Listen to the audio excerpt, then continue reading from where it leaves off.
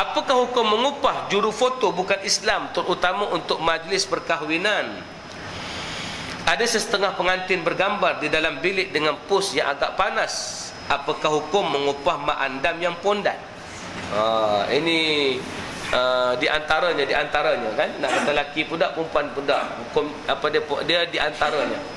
Jadi apakah hukum mengupah juru foto bukan Islam? Baik, kalau juru foto itu perempuan, maka setengah ulama menyatakan sang perempuan non-muslim tak boleh, sang perempuan muslim tak boleh mendedahkan aurat kepada perempuan muslim, kerana termasuk dalam larangan tadi. Yang dibenarkan au nisaihinna, orang perempuan yang seagama saja boleh kita buka aurat kita yang zahir. Sebab aurat perempuan sama perempuan ini mana? Aurat perempuan dengan perempuan.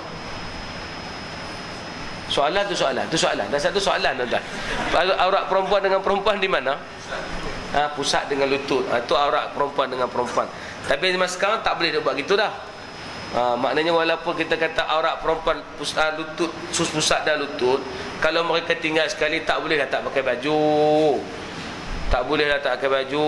Kena pula sedang duk jogging atas basikal apa dia yang ada tayar satu tu tak? Bayang tengok tuan-tuan, tak boleh bayang. Jadi makna nak beritahu pada kita bahawa yang tu dia ada masalah. Jadi kok mana pun orang perempuan tetap kena pakai baju lah, walaupun auratnya dikatakan perempuan dengan perempuan di antara pusat dengan lutut. Baik. Tetapi untuk non-muslim dengan perempuan wanita muslim, auratnya macam aurat dengan laki-laki ajnabi, laki-laki yang bukan mahram dia. Sama, dia kena tutup semua. Jadi oleh itu hingga ke ulama mengeluarkan hukum, kalau kita pergi dandan rambut di kedai non-muslim, hukumnya haram kerana mendedahkan aurat wanita itu kepada wanita non-muslim. Ini kebanyakan ulama berpendapat demikian. Namun di sana ada satu pendapat yang dikemukakan oleh sebahagian ulama yang menyatakan au nisaihinna ini termasuk juga perempuan-perempuan non-muslim. Maka boleh didedahkan kepada perempuan non-muslim, tidak ada masalah. Mungkin Syafi'iyah mengatakan tak boleh dedahkan rambut kepada perempuan non-muslim sebab takut nanti perempuan non-muslim itu pergi menceritakan aurat perempuan muslim itu kepada laki-laki non-muslim. Tetapi asalnya kita lihat itu mungkin tak berlakulah, ataupun payah-payah nak berlaku. Dan kita lihat dalam keadaan demikian, sebenarnya pandangan yang menyatakan perempuan non-muslim itu sama taraf dia dengan perempuan muslim dari segi orang wanita Islam boleh mendedahkan aurat depan mereka. Jadi saya ambil pendapat tu kerana hari ni susah kita nak praktik pendapat yang kata orang perempuan non-muslim, orang perempuan muslim mesti tutup aurat kepada perempuan non-muslim. Kenapa saya kata susah? Sebab hari ni anak-anak kita berada di asrama yang bercampur di antara wanita muslim dengan wanita yang tak muslim. Itu susah. Gitu juga apabila membabitkan kes ini, kalau dia mengambil juru foto yang bukan Islam daripada wanita, dia Islam. Jadi kalau kita ambil pendapat yang kedua tadi, iaitu orang perempuan muslim boleh mendedahkan aurat kepada perempuan non-muslim, maka hukumnya tak mengapa mengambil juru foto yang perempuan non-muslim itu, tak mengapa. Boleh. Saya pun suka ambil pendapat tu kerana itu lebih memudahkan kita.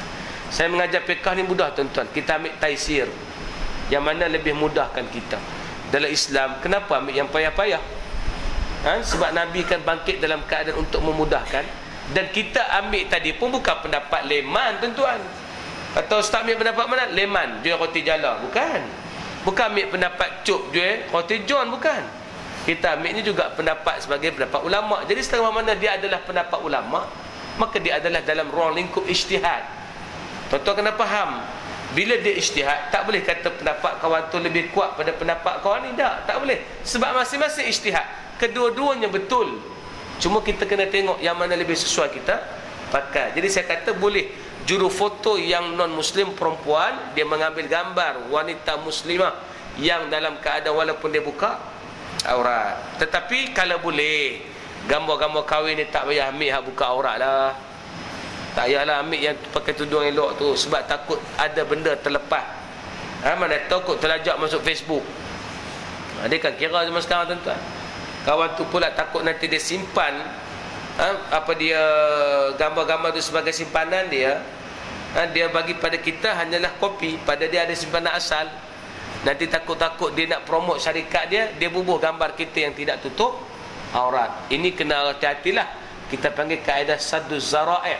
Kita hindar dulu benda yang asalnya boleh, sebab takut jatuh ke dalam benda yang tak boleh. Jadi kesimpulannya, kalau nak ambil gambar juga, tak payah posting nak orang panggil, posting benda-benda yang mendedahkan aurat. Tak payahlah hari perkahwinan nak dedah posting buka aurat. Pasal apa? Pakai tudung macam biasalah.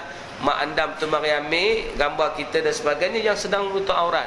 Dia tanya di sini, macam mana pula kalau berposting dalam keadaan yang agak panas? Tak salah apa?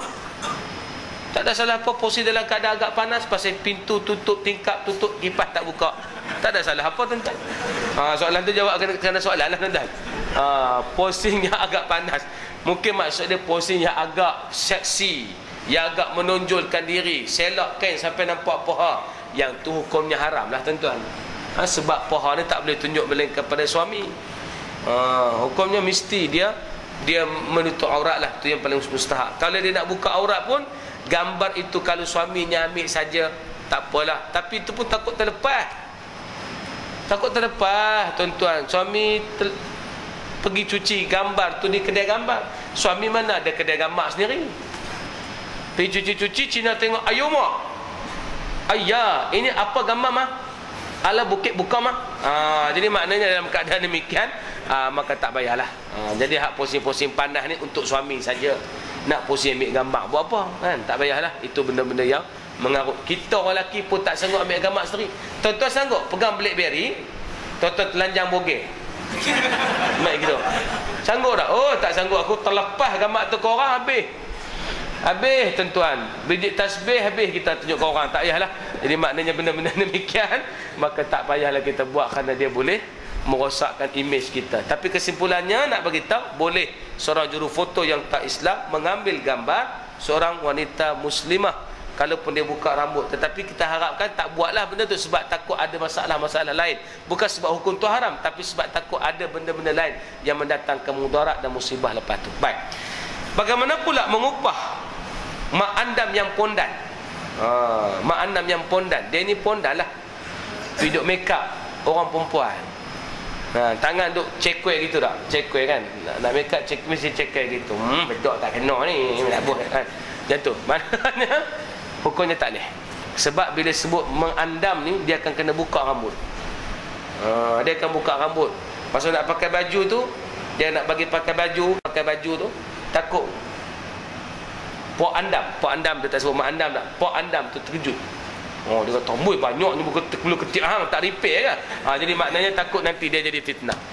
Jadi untuk orang perempuan saja boleh menjadi mak andam kepada orang perempuan.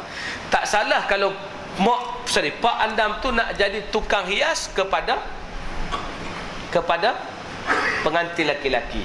Itu tak apa. Pasal memang sama-sama jantan pun. Cuma jangan hak mak andam tu buat selera, pak andam tu buat selera sudah. Ni geram tengok comel dengan bergilat tadi. Kalau tu orang tak boleh, hukumnya haram tuan-tuan, kerana dia adalah benda-benda yang menyebabkan jadi musibah. Jadi kalau boleh khayah ni biasa-biasalah.